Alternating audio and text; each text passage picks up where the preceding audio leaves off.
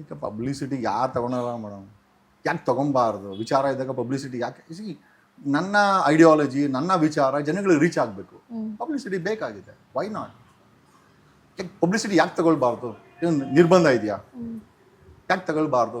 ನನಗೇನೋ ಬ್ಯಾಕ್ಗ್ರೌಂಡ್ ಇದೆಯಾ? ನಿಖಿಲ್ ಕುಮಾರಸ್ವಾಮಿನ ನಾನು ಪಬ್ಲಿಸಿಟಿ ಇಲ್ದಿರ ಎಲೆಕ್ಷನ್ ನಿಂತ್ಕೊಳ್ಳೋಕ್ಕೆ? ಅಥವಾ ಬಸವರಾಜ ಬೊಮ್ಮಾಯಿ ಮಗನ? ಅಥವಾ ಯಡಿಯೂರಪ್ಪನ ಮಗನ ನಾನು? ಅಥವಾ ಸಿದ್ದರಾಮಯ್ಯನ ಮಗ ಯತೀಂದ್ರನ? ಅಥವಾ ರಾಮಲಿಂಗಾರೆಡ್ಡಿ ಸೌಮ್ಯ ರೆಡ್ಡಿನ ನಾನು? ಎಂಥದ್ದಿಲ್ಲ. ನಮಗೇನು ಬ್ಯಾಕ್ಗ್ರೌಂಡ್ ಇಲ್ಲ. ಬ್ಯಾಕ್ಗ್ರೌಂಡ್ ಇಲ್ಲದಂಥವ್ರು ರೀಚ್ ಆಗಬೇಕು ಅಂದರೆ ಪಬ್ಲಿಸಿಟಿ ಬೇಕೇ ಬೇಕಾಗತ್ತೆ. Why not? For good thing why not a publicity? ಕೆಟ್ಟದಕ್ಕೆಲ್ಲ ಪಬ್ಲಿಸಿಟಿ ತಗೊಳ್ತೀರಾ? ಒಳ್ಳೆ ವಿಚಾರವನ್ನು ಪಬ್ಲಿಸಿಟಿ ಯಾರು ತಪ್ಪೇನು? ತಗೊಂಡ್ರೆ ತಪ್ಪೇನು? ತಗೊಳ್ತೀನಪ್ಪ, ಏನು ತಪ್ಪು? ನಿಲ್ಲಿಸಿ ಬೇಕಾರೆ, ಸ್ಟಾಪ್ ಇಟ್ನ. ಆಗಲ್ಲ. ಯಾಕಂದ್ರೆ ಜನ ಕೇಳ್ತಾರೆ. People want my voice. So ಆ ಡಿಮ್ಯಾಂಡ್ ಇದ್ದಾಗ ಪಬ್ಲಿಸಿಟಿ ಆಗಲ್ಲ madam. It's a fulfilment of there ಜನಗಳ ಒಂದು ಧ್ವನಿಯ, ಜನಗಳ ಒಂದು ಆಸೆನ ಫುಲ್ಫಿಲ್ಮೆಂಟ್ ಬಿಟ್ಟರೆ ಈಗ ಇದೆಲ್ಲ ಮಾತಾಡೋದು ಅವಶ್ಯಕತೆ. ನಾನು ವ್ಯವಹಾರ ನೋಡ್ಕೊಂಡು ಆರಾಮಾಗಿ ನನ್ನ ಜೀವನ ಚೆನ್ನಾಗೇ ಇದೆ, ಆರಾಮಾಗಿ ಇರ್ಬೋದು, ಜೈಲಿಂದ ಬಂದಮೇಲೆ ಆರಾಮಾಗಿ ಇರ್ಬೋದು. ಏನು ಲಾಭ ಇದ್ದಿದ್ದ ನನಗೆ?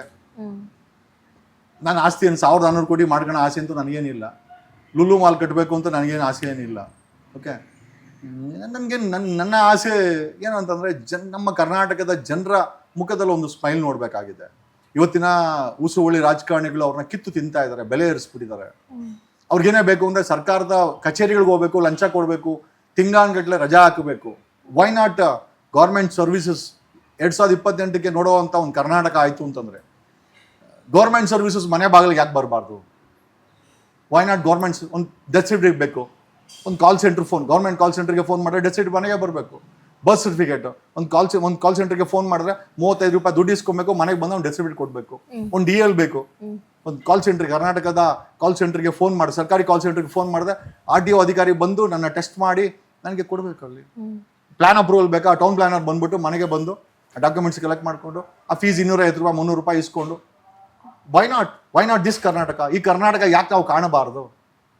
ರಾಷ್ಟ್ರೀಯ ಹೆದ್ದಾರಿಗಳಲ್ಲಿ ಇವರು ನಾವು ಗಾಡಿಗಳಿಗೆ ಟ್ಯಾಕ್ಸ್ ಕಟ್ಟಿದ್ರು ಕೂಡ ಟೋಲ್ ಗೇಟ್ಗಳನ್ನ ಹಾಕಿ ವಸೂಲಿ ಮಾಡ್ತಾ ಇದ್ದಾರೆ. ನನ್ನ ಕರ್ನಾಟಕದಲ್ಲಿ, ನಾನು ನೋಡೋ ಕರ್ನಾಟಕದ 2028 ನಂತರ ಈ ಟೋಲ್ ಗೇಟ್ಗಳು ಇರಬಾರ್ದು. ಟೋಲ್ ಗೇಟ್ ಮುಕ್ತವಾಗಿ ರಾಷ್ಟ್ರೀಯ ಹೆದ್ದಾರಿಗಳು, ರಾಜ್ಯ ಹೆದ್ದಾರಿಗಳು ಇರಬೇಕು ಅನ್ನೋದು ನನ್ನ ಕನಸು.